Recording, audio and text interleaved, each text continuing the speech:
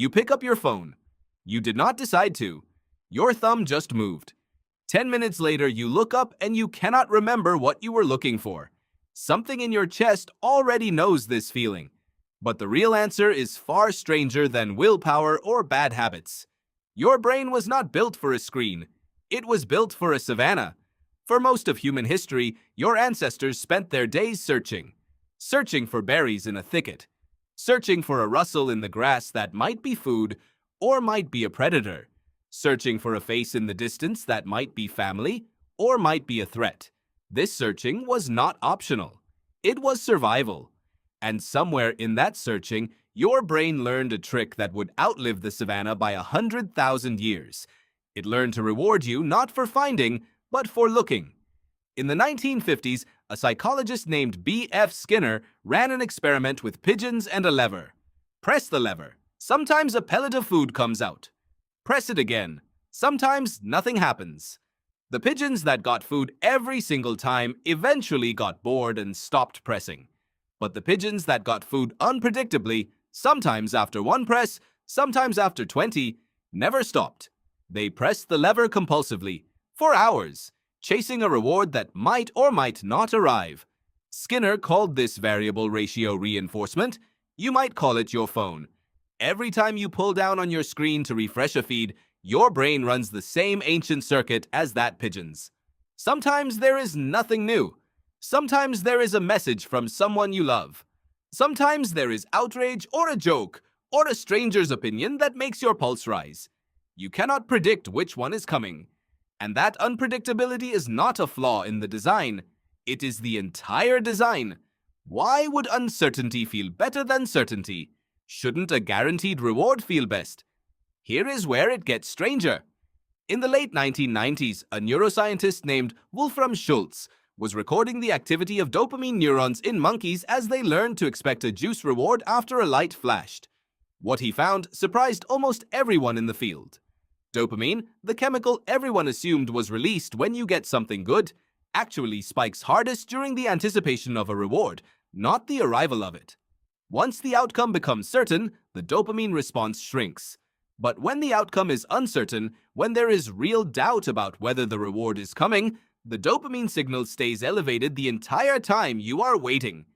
Your brain, it turns out, is not built to reward you for having things. It is built to reward you for wanting them. This made perfect sense on the savanna.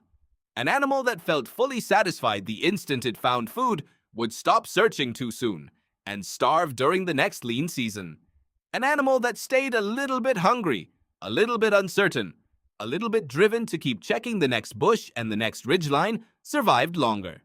Your ancestors who felt the itch of uncertainty and kept looking passed that itch down to you. You inherited a brain that treats maybe as more compelling than yes. Every app on your phone was built, whether intentionally or not, around this exact inheritance. The pull to refresh gesture, the infinite scroll with no natural stopping point, the notification badge that tells you something is waiting, but not what. These are not accidents. A former Google design ethicist named Tristan Harris has spent years explaining how these features borrow directly from the psychology of slot machines, engineering the same variable reward loop that kept Skinner's pigeons pressing a lever until they collapsed from exhaustion. But there is a second, older piece to this puzzle, and it has nothing to do with rewards at all. Your ancestors lived in groups of perhaps 50 to 150 people. Every face mattered. Every rumor, every alliance, every slight could mean the difference between being protected by the group or being cast out of it, and being cast out alone on the savanna was often a death sentence. So your brain evolved an obsessive, tireless interest in social information. Who is angry at whom? Who is rising in status? Who might be a threat? Who might be a friend? This is not gossip for entertainment. This is, biologically speaking, a survival radar. Now think about what a social media feed actually is. It is an endless stream of exactly the information your radar was built to crave, delivered from far more than 150 people at a volume and a pace your ancestors never had to process. Every like is a tiny signal of social standing. Every comment is a tiny thread of alliance or conflict. Your radar cannot tell the difference between a real threat to your survival and a stranger's tweet. It just fires the same ancient alarm over and over and asks you to keep watching. Does this mean you are broken? No. It means you are working exactly as designed, in an environment your design never anticipated. There is a term for this mismatch. Researchers who study evolutionary psychology sometimes call it evolutionary mismatch. The idea that a trait which was adaptive in one environment can become harmful in a very different one. Your taste for sugar was adaptive when fruit was rare and calories were scarce. In a world of endless candy, that same taste becomes a liability.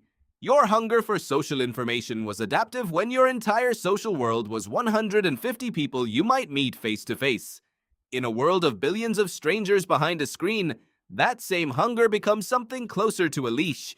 And once you understand the leash, you can start to see its shape. You reach for your phone not because you are weak, but because two separate ancient systems are firing at once. One system rewards you for the uncertainty of what you might find. The other rewards you for scanning your social world for threats and opportunities. Neither system knows it is being triggered by a glowing rectangle instead of a savanna. Neither system has an off switch, because for most of human history, there was no reason to build one. The search itself was the whole point. Some researchers studying attention and technology have started testing small interventions that seem to interrupt this loop. Simple changes like turning a phone screen to grayscale or removing the red color from notification badges have been shown in early studies to measurably reduce how often people check their phones. Why would removing color matter so much? Because red is one of the oldest alarm signals your visual system responds to. It draws your eye the way a berry or blood or fire once did. Strip the color away, and some of that ancient pull weakens with it. None of this means you are powerless. It means the fight is not against your character. It is against a circuit that is tens of thousands of years old, being pulled by a design that is only a few years old, built by people who understood that circuit better than you were ever taught to. So tonight, when you catch your thumb moving toward your phone before your mind has caught up, you can pause for just a second. You can ask what your body actually wants. It is not the notification. It is not the video. It is the same thing your ancestors wanted crouched at the edge of a clearing, scanning the tall grass for movement. Not certainty, not even food. Just the ancient electric feeling of almost knowing what happens next. You pick up your phone. You did not decide to. But now, maybe, you understand why.